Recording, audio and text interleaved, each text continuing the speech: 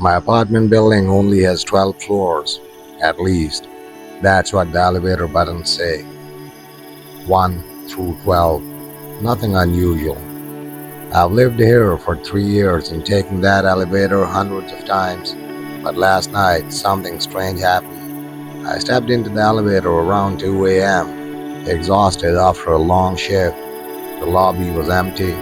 The fluorescent lights flickered above me as the elevator doors slid shut.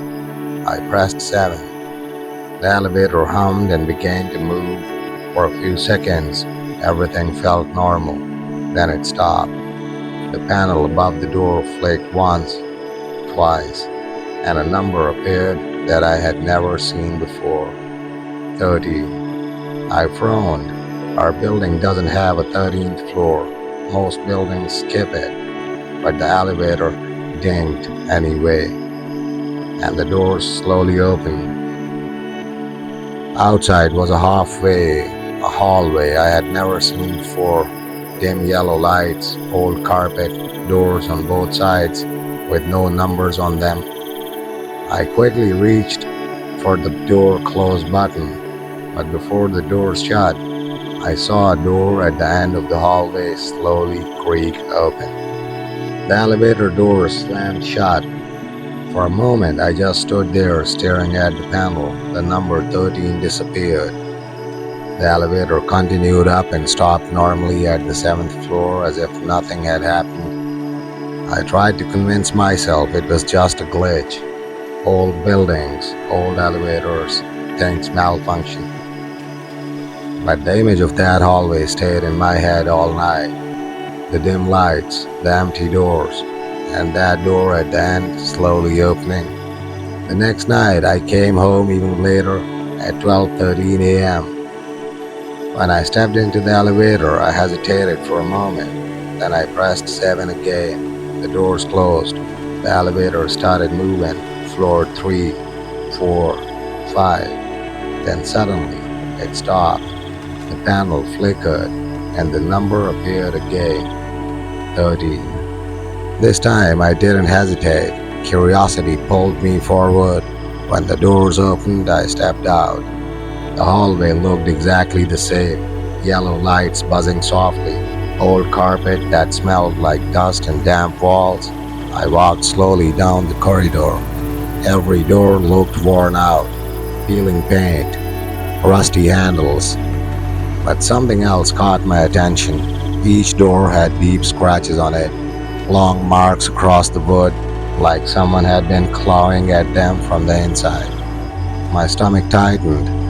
Then suddenly, one of the doors shook violently from the other side. I froze, and then I heard it, a weak voice, barely a whisper, right behind the door. Please don't let the elevator leave. My heart started pounding so hard I could hear it in my ears. I stood frozen in the hallway. The voice behind the door spoke again, weak, desperate. You can leave, but we can't. A cold chill ran down my spine. We. Before I could react, the door in front of me suddenly scratched from the inside. Then another door, then another. Within seconds, the entire hallway filled with the sound of scraping and clawing. Dozens of doors, all at once, like something trapped behind each one was trying to break free. The lights above flickered violently. My breathing became shallow. Then I heard a familiar sound behind me. Ding. The elevator. I turned around. The elevator doors were slowly closing. Panic hit me instantly. I ran. My footsteps echoed loudly through the empty hallway.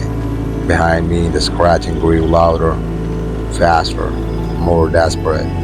I jumped into the elevator just as the doors began to shut. For a brief second, before they fully closed, I looked down the hallway.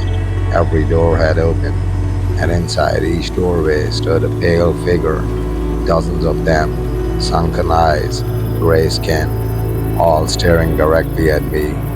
Their mouths moved together, whispering the same thing.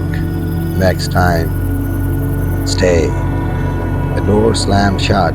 The elevator dropped straight down to the lobby. When the doors opened, the night guard looked at me strangely, like I had just seen a ghost. I stepped out, trying to calm my breathing.